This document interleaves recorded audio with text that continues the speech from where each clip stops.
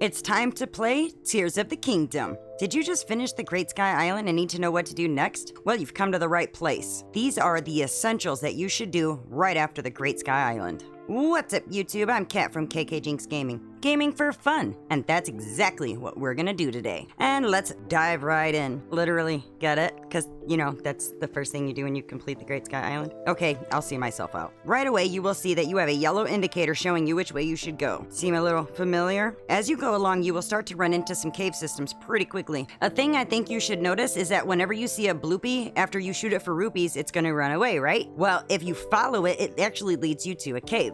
And this cave right here has a brand new enemy, the Horriblin. They are super duper annoying. Always aim for a headshot and drop them to the ground, and then you can kill to them. When you exit the cave, you will see another new enemy, and that bad boy is a Bokoblin. There's all kinds of things you can do with this, but I'm not gonna get into that now. But you also start to see your first Skyview tower, which just so happens to be the same direction your indicator is, so there's your indicator. So just keep following that indicator, and you will be at the lookout landing. To get this party started, let's go find Purah. After Link and Purah catch up, she sends Link to Hyrule Castle to speak to Haas, who is the one leading the search. On the way, you will start to see some other new things like this Hudson sign guy. All you gotta do is build some kind of contraption to help hold up the sign while he secures it, and he will reward you greatly. You'll also start to see the new shrines, and I'm not gonna do them here, but make sure you hit that notification bell, because when these shrines do come out, you're gonna wanna see them. But we're on a mission to find Haas. Go all the way up the road to the first gatehouse. When you come in here, come right here, and you can ascend to the top.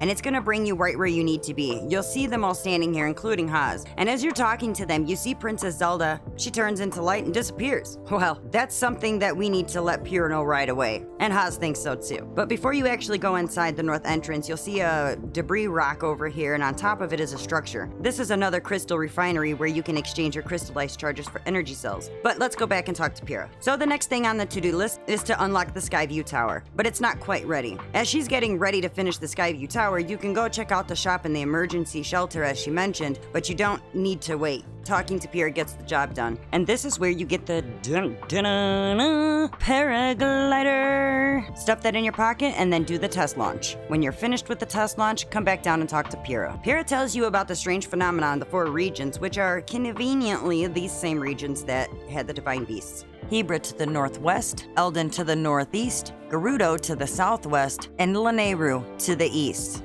Afterward, you may notice that Joshua has a quest. Let's follow her. The person she refers to as Goggles is Robbie, the one who used to run the Akala Ancient Tech Lab. Long story short, Joshua has found a fragment with a figure on it from the depths, and she wants to investigate the depths, but she's too young and it's too dangerous for her. So Robbie offers to do it himself and decides that he's gonna take Link with him. He's gonna need Link to take a picture for Joshua. This is how you get your camera rune. So head to the south entrance towards the Hyrule Field Chasm. I'm just gonna dive right into the chasm. Just make sure that you pull out your paraglider before you hit the ground. My first few times playing this, I accidentally hit R and dove into the ground instead of pulling out my paraglider. But when you get down here, there's gonna be an NPC, and he tells you that Robbie took off, and he'll tell you where he went. The glowing thing he's talking about is called a light root. We activate these, and it lights the area around it and unlocks the depths map. I want to mention a correlation between the light roots and the shrines that I noticed. It appears that wherever there's a light root, there's a shrine on the surface and vice versa. Just some food for thought. But the depths are a very scary and dangerous place, and if you get hit down here, not only do you take damage, but you lose life essence as well. And the only way to restore these broken grayed out hearts is with either sacred light, which is what these light roots are, or cooking a Sundelion flower and consuming that as a meal. Always keep some of those on you. But getting to the second light root, you will see Robbie again, and he will show you the statue, unlock your camera and your compendium, and after you take a picture, Robbie's gonna tell you to meet him back at the lookout landing. But before you go back, I just wanna go west of here, and not very far either. There's a place called the Daphne's Canyon Mine, and in here is one of the treasures. And I'm just showing you this real quick because I think you really should get this right away. I will later have a video on getting all 3 pieces, but if you come up to this chest and open it up, you will get the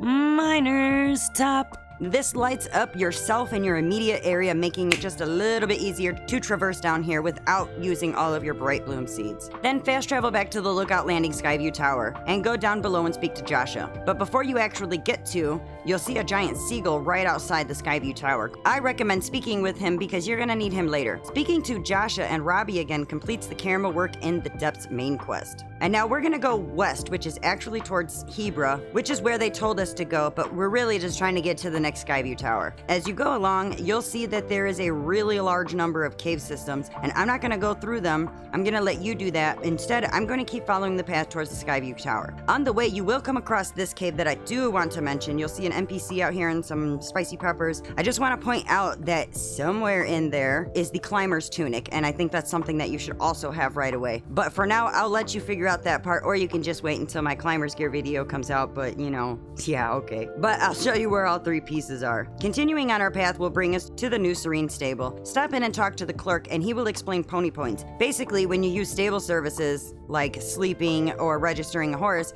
they award you pony points. As long as you don't use a sleepover ticket, you will get points, and those points can be exchanged for rewards that are usually horse related, obviously, but there's stuff in there that you want, like for example, the horse harness. I'm just gonna go ahead and let that tidbit of info hang off a cliff. Then you want to continue towards the next Skyview tower until you see Hetsu, and he's got a side mission. And this one's easy, all you gotta do is kill those trees over there. They're scaring him, and if you do this, he'll expand your inventory, and we know that's always the goal.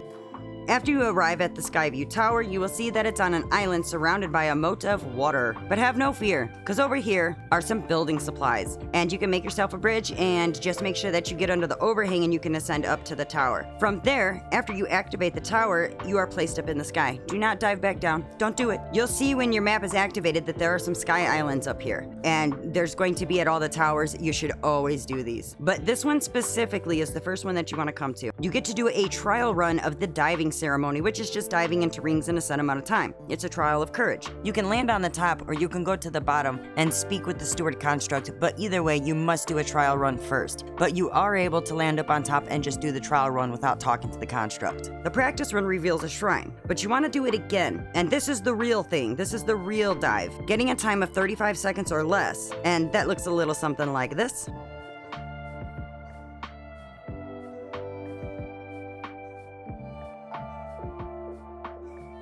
And this awards you the